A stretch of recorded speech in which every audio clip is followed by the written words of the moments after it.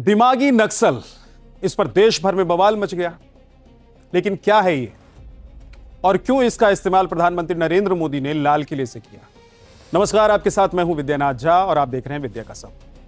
दिमागी नक्सल ये शब्द इन दिनों पूरे भारत में छाया हुआ है। दिमागी नक्सल पर सत्ता पक्ष और विपक्षी दलों के बीच खूब तीखी बयानबाजियां भी हो रही हैं। सोशल मीडिया पर भी दिमागी नक्सल की अपने अपने तरीके से व्याख्या हो रही है। दरअसल बीते 15 अगस्त को लाल किले की प्राचीर से प्रधानमंत्री नरेंद्र मोदी ने अपने भाषण में एक ऐसे शब्द का इस्तेमाल कर दिया जिसने देश की राजनीति में नई बहस छेड़ दी। दिमागी नक्सल। वैसे तो नक्सलवाद का नाम सुनते ही आमतौर पर जंगल, हथियार, हिंसा और सुरक्षा बलों से मुठभेड़ की तस्वीरें सामने आती हैं। लेकिन प्रधानमंत्री नरेंद्र मोदी ने यह कहा कि हथियार उठाने वाले नक्सलवादियों को तो काफी हद तक खत्म कर दिया गया है, लेकिन अब देश को दिमागी नक्सल से सतर्क रहना है। हथियारी नक्सल तो गए, लेकिन दिमागी नक्सल, ये दिमागी नक्सल मौके की तलाश में है। हिंसा, अराजकता के वो रास्ते खोज रहे हैं। समाज को गलत राह पर घसीटने के लिए भांति भांति के दांव कर रहे हैं। इन दिमागी नक्सलियों को पहचानना होगा। लेकिन सवाल है कि आखिर ये दिमागी नक्सल है क्या और प्रधानमंत्री का मतलब क्या था? क्या उन्होंने किसी व्यक्ति या विपक्षी नेताओं को सीधे तौर पर नाम न लेते हुए टारगेट किया, या फिर यह एक राजनीतिक विचारधारा के लिए इस्तेमाल किया गया शब्द था? प्रधानमंत्री के बयान के मुताबिक देश में हथियार उठाकर हिंसा करने वाले नक्सलवाद के खिलाफ सुरक्षा बलों ने बड़ी कामयाबी हासिल की और अब भारत नक्सल मुक्त हो चुका है। हालांकि प्रधानमंत्री नरेंद्र मोदी का कहना है कि केवल बंदूक लेकर जंगलों में लड़ने वाले नक्सलवाद को खत्म किया गया है और इसको खत्म करना ही पर्याप्त नहीं है। उनके मुताबिक ऐसी विचारधारा को भी चुनौती देनी होगी जो देश की संवैधानिक व्यवस्था, एकता और अखंडता के खिलाफ काम करती है। और इसी संदर्भ में उन्होंने दिमागी नक्सल शब्द का इस्तेमाल किया। यहां सबसे महत्वपूर्ण बात यह है कि प्रधानमंत्री ने अपने भाषण में किसी एक व्यक्ति का नाम लेकर यह नहीं कहा कि फलां व्यक्ति दिमागी नक्सल है। उन्होंने इसे एक विचारधारा या मानसिकता के संदर्भ में इस्तेमाल किया। हालांकि इस पर सियासी तौर पर विवाद खड़ा होना लाजमी था। विपक्षी दल इस बयान पर सवाल उठाने लगे। पूर्व केंद्रीय मंत्री और कांग्रेस के नेता पी चिदंबरम ने प्रधानमंत्री के बयान पर प्रतिक्रिया देते हुए खुद को ही दिमागी नक्सल कहे जाने की बात पर तंज किया। इसके बाद बीजेपी नेताओं ने चिदंबरम पर पलटवार किया। यानी प्रधानमंत्री के भाषण में इस्तेमाल हुआ एक शब्द देश में राजनीतिक बहस का बड़ा मुद्दा बन गया। विपक्ष का सवाल है कि अगर किसी व्यक्ति को सरकार की नीतियों पर सवाल उठाने, विरोध करने या आलोचना करने के कारण दिमागी नक्सल कहा जाए तो यह लोकतांत्रिक असहमति को अपराध की तरह पेश करने जैसा होगा। लेकिन बीजेपी का कहना है कि प्रधानमंत्री का निशाना सरकार की आलोचना करने वाले हर उस व्यक्ति पर नहीं था। पार्टी के मुताबिक यह शब्द उन लोगों के लिए था जो हिंसक, नक्सली विचारधारा, अलगाववाद या फिर देश विरोधी एजेंडे को वैचारिक समर्थन देते।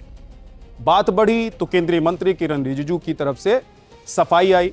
उन्होंने कहा कि दिमागी नक्सल का मतलब ऐसे लोगों से है जो माओवादी हिंसा का समर्थन करते हैं, संविधान को नकारते हैं, अलगाववादियों के साथ खड़े नजर आते हैं या देश की एकता और अखंडता को कमजोर करने वाली सोच का समर्थन करते हैं।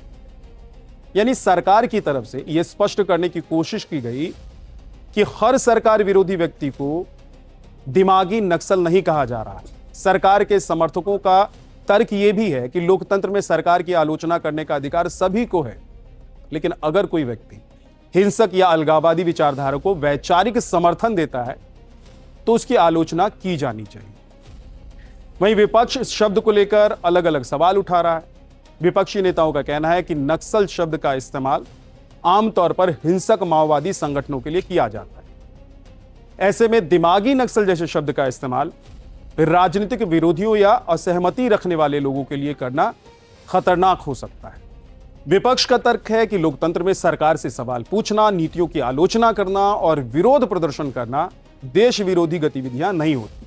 और यही वजह है कि इस बयान ने केवल नक्सलवाद की चर्चा ही नहीं छेड़ी, बल्कि लोकतंत्र में असहमति की सीमा पर भी बहस शुरू कर दी। सरकार यह संदेश देना चाहती है कि नक्सलवाद के खिलाफ लड़ाई केवल बंदूक और सुरक्षा बलों तक सीमित नहीं है।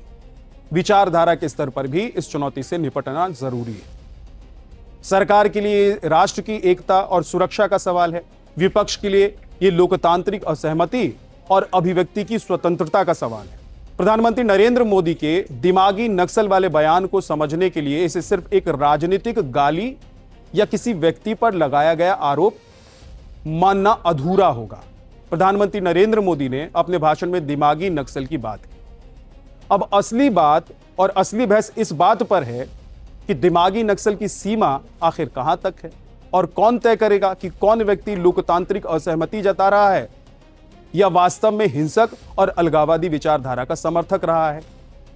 यही सवाल आने वाले दिनों में इस पूरे विवाद को और राजनीतिक बना सकता है। आपको यह भी बताता चलूं कि दिमागी नक्सल से पहले देश में अर्बन नक्सलियों के मुद्दे पर खूब बहस होती रही। दरअसल अर्बन नक्सल भारत की राजनीति में इस्तेमाल होने वाला एक चर्चित और विवादित शब्द रहा है। आमतौर पर इसका इस्तेमाल उन लोगों के लिए किया जाता है जिन पर शहरी इलाकों में माओवादी या नक्सली विचारधारा को बढ़ावा देने या फिर प्रतिबंधित माओवादी संगठनों की मदद करने का आरोप जिन पर हो। हालांकि अर्बन नक्सल भारतीय कानून में किसी अपराध या फिर आपराधिक कानूनी श्रेणी का नाम नहीं है।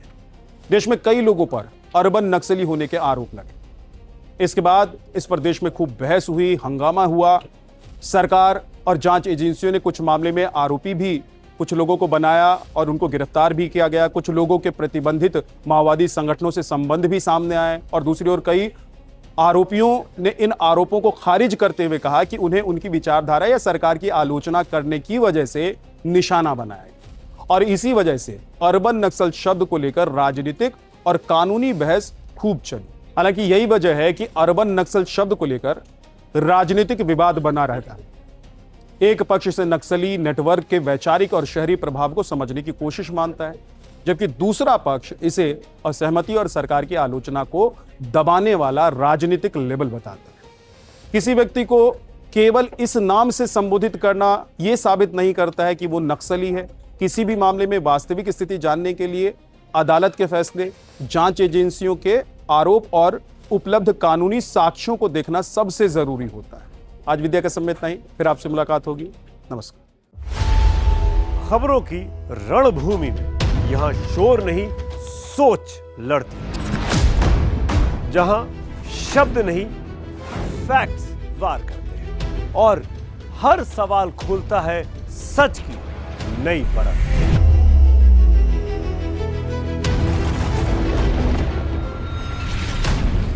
चक्रव्यूह आपके अपने सुमित अवस्थी के साथ सोमवार से शुक्रवार शाम 6:57 पर टाइम्स नाउ नव भारत पर।